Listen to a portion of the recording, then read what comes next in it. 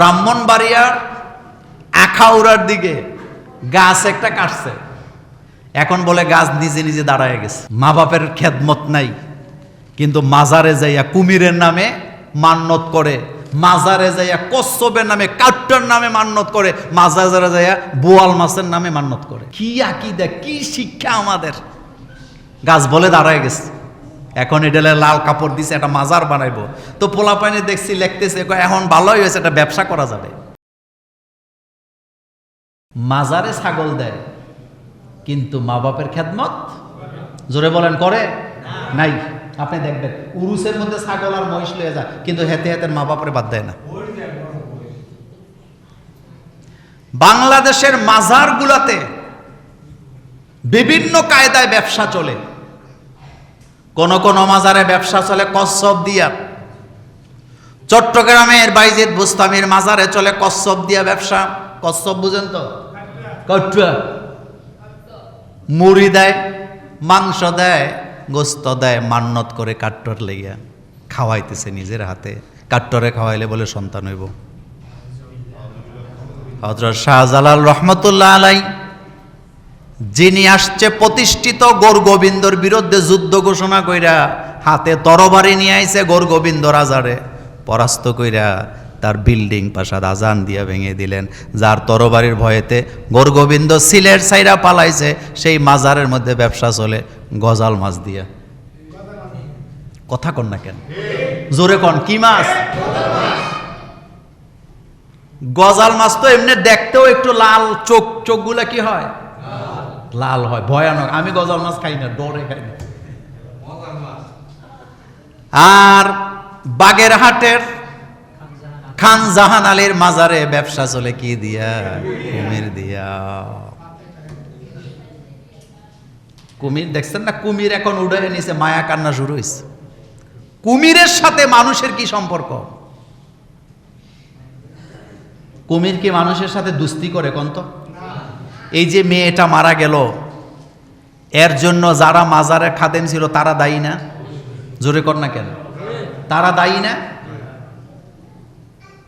এই মাজারে যারা খাদেম ছিল, কুমিরের নামে মান্যত করে, আবার এগুলা নিজেরা খায়, পেট পুরে বেচে। আবার এই কুমিরের আক্রমণে মানুষ মারা গেছে, যাদের কারণে তাদেরকে হাইকোর্টের সামনে গাছের মধ্যে উল্টা লটকায় পিটানোর দরকার আছে। প্রত্যেকটা মাজারে ব্যবসা চলে কোনো না কোনো একটা জিনিস দিয়া। তিতাসের গাজীপুরে একটা মাজার আছে, ওখানে উরুস হইতো আগে, খুব মেলা হইতো। জিজ্ঞেস করছিলাম এটা কোন পীরের মাজার? কয় গাইবি পীরের মাজার। তো গাইবি মানে কি? কয় নিজে নিজে মাজার উঠছে, জুতা দিয়ে ফিনারের দরকার তোর আকীদারে। গতকালকে থেকে দেখলাম আরেকটা নিউজ মিডিয়াতে খুব আসতেছে, আপনার ব্রাহ্মণবাড়িয়ার আখাউড়ার দিকে গাছ একটা কাটছে, এখন বলে গাছ নিজে নিজে দাঁড়ায় গেছে। জুতা দিয়ে ফিরাইলেও এর জুতার দামও কমে যাবে। মানুষের আকীদা এত খারাপ। এখন শুনলাম এই গাছের নাকি লাল কাপড় দিয়ে বেরিয়ে দিছে, এখন নাকি মোমবাতি মান্যত করা শুরু করছে। এখন আমি এটার ব্যাখ্যা আপনাদেরকে এভাবে দেই। আপনি একটা গাছ কাটলেন করাত দিয়া, কি দিয়া? গাছটার পরিধিটা মোটা, কাটার পরে এটার মধ্যে ডালপালা ছিল নাকি ছিল না?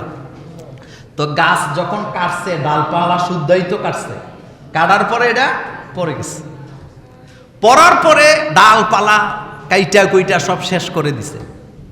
দেওয়ার পরে নিশ্চিত থাকে দুষ্ট লোকেরা, মতলববাজেরা, গাছ যেহেতু করাত দিয়ে কাটছে, এটা তো ছোট গাছ না, এটা যখন দাঁড়া করাইছে এটা আবার দাঁড়ায় রয়েছে।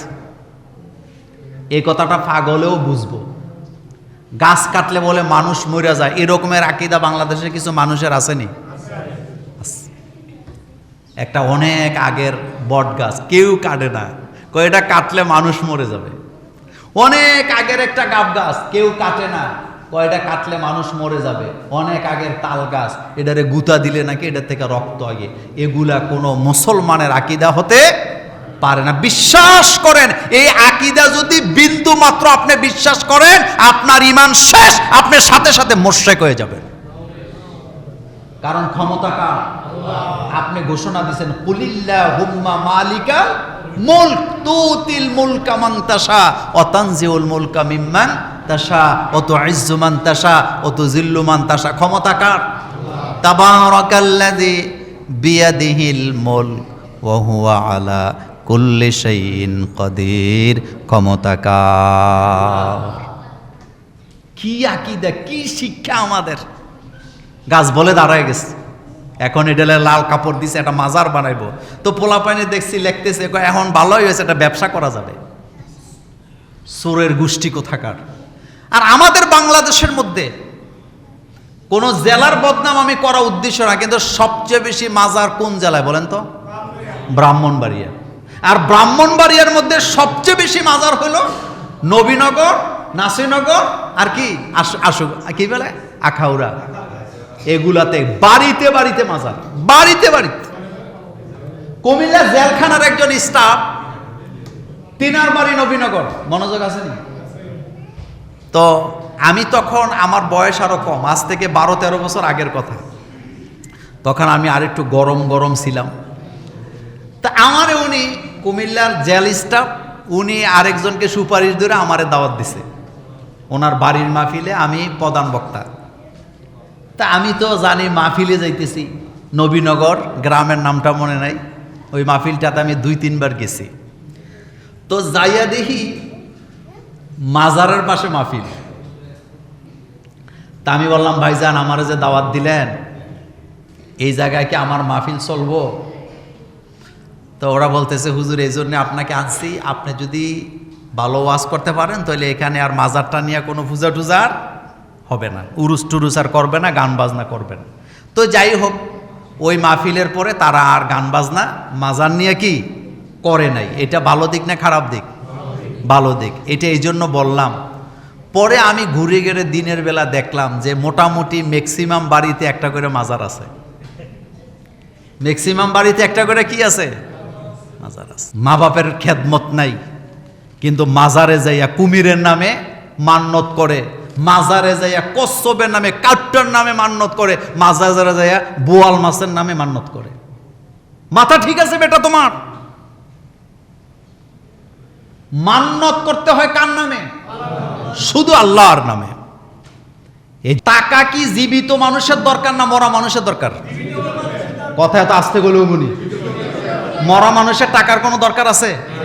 হযরত শাহজালাল রহমতুল্লাহ আলাইহির মাজারে যদি আপনি 100 কোটি টাকা দেন, শাহজালাল রহমতুল্লাহ আলাইহি এখান থেকে কয় টাকা পাবে?